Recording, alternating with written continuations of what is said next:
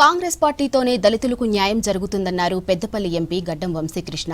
BJP, RSS దేశాన్ని మనుస్మృతి ఐడియాలజీతో నడిపిస్తున్నాయన్నారు. ఇది మంచి పరిణామం కాదన్నారు.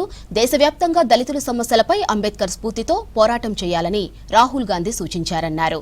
ఇక బీజేపీ విధానాలను ఎలా తిప్పికొట్టాలనే దానిపై దిశానిర్దేశం చేశారు. ఢిల్లీ ఇందిరాభవన్లో జరిగిన కాంగ్రెస్ ఎస్సీ విభాగం అడ్వైజరీ కౌన్సిల్ సమావేశానికి హాజరయ్యారు ఎంపీ వంశీకృష్ణ.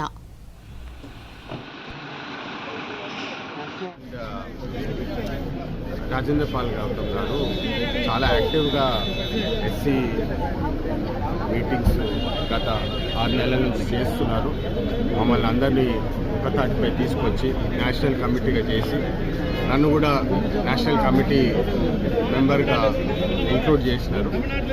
రాహుల్ గాంధీ గారు ఈరోజు వచ్చి ఒకటే విషయం చెప్పినారు, దళిత సమాజంలో ఉన్న అందరికీ న్యాయం ఎట్లా చేయొచ్చు, ముందుకు ఎట్లా తీసుకోవచ్చు. కాంగ్రెస్ పార్టీ ద్వారానే దళితులకు న్యాయం జరుగుతుంది. ఎందుకంటే మీరందరూ చూస్తున్నారు, బీజేపీ, ఆర్ఎస్ఎస్ ఐడియాలజీతో